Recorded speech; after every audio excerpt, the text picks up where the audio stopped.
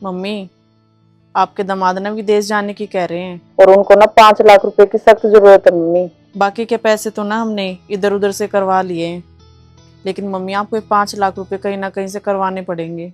ठीक है बेटा, तेरे को इतनी पैसों की जरूरत है तो तू चिंता मत कर। तेरे भाई से बात करके मैं बताती हूँ। ठीक है मम्मी। ठीक है बेटा।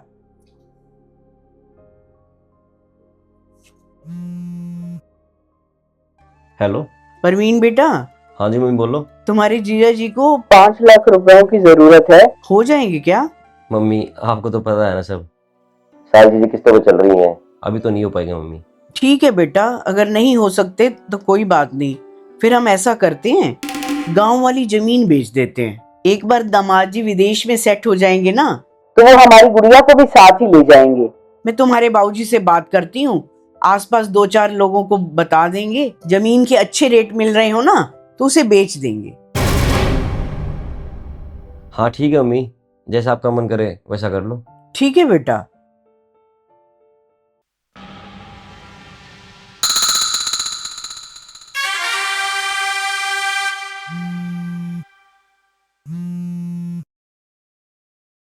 हेलो।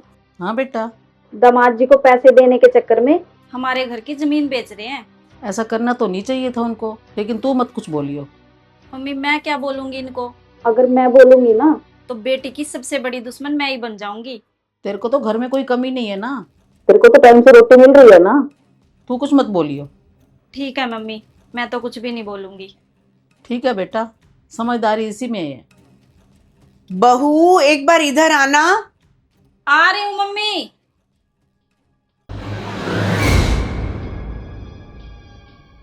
हाँ मम्मी जी, क्या कह रहे थे? बहू मैं ना गांव जा रही हूँ, वो गांव की जमीन बेचनी है ना, दामाद जी को 5 लाख रुपए की जरूरत है, और जमीन बिक गई तो तुम्हारे बाबूजी भी हमारे साथ आके शहर में रहने लग जाएंगे। मेरे जाने के बाद घर का ध्यान रखना, और कोई इधर उधर से आए तो मुझे फोन कर लेना। ठीक है मम्मी जी, आप आराम से जाओ, मैं घर का ख्याल रख लूंगी।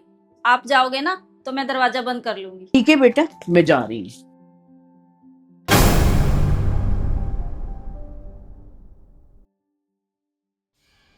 5 लाख के चक्कर में जमीन बेची जा रही है। बेटी के मुंह में इतनी अंधी हो गई है, मेरे बच्चों को तो भविष्य दिखाई नहीं देता इनको। अरे 5 लाख के तो दीदी के गहने भी थे, उनको बेच देती अगर इतना ही विदेश जाने का शौक है इनको।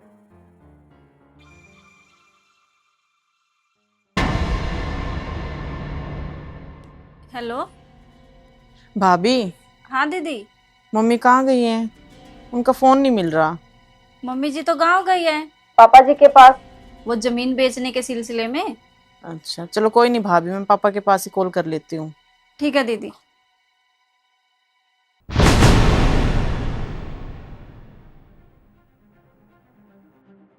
बहू हाँ मम्मी जी, आप तो कल आने वाले थे मम्मी जी।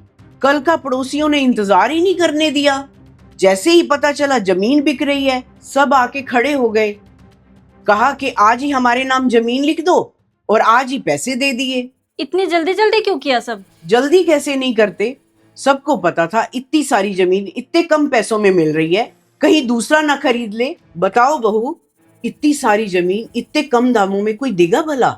और सुन बहू, तेरे बाबूजी तो वहीं के वहीं दामाद जी को पैसे देने भी चले गए। बाबूजी बोल के गए हैं आज मैं बेटी के यहाँ ही रहूंगा, कल आऊंगा यहाँ। बहू उन पैसों में से ना 3 लाख रुपए बचे हैं, कहो तो तुम्हारी कंगन या चैन बनवा दूं? नहीं मम्मी जी, मुझे जमीन बेच के गहने पहनने का कोई शौक नहीं है।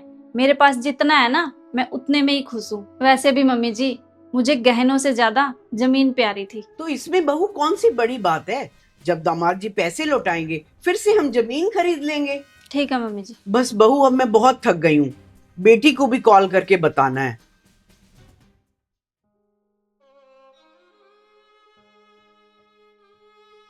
ना इनके दामाद एकदम से इतना सारा पैसा देंगे, ना हमारी जमीन वापस आएगी कभी। हाँ तो दोस्तों, देखा आपने, मेरी सास ने अपनी बेटी के लिए हमारी जमीन बेच दी। क्या मेरी सास ने जमीन बेच के अच्छा किया या गलत किया? एक बार कमेंट करके जरूर बताना। जय श्री श्याम।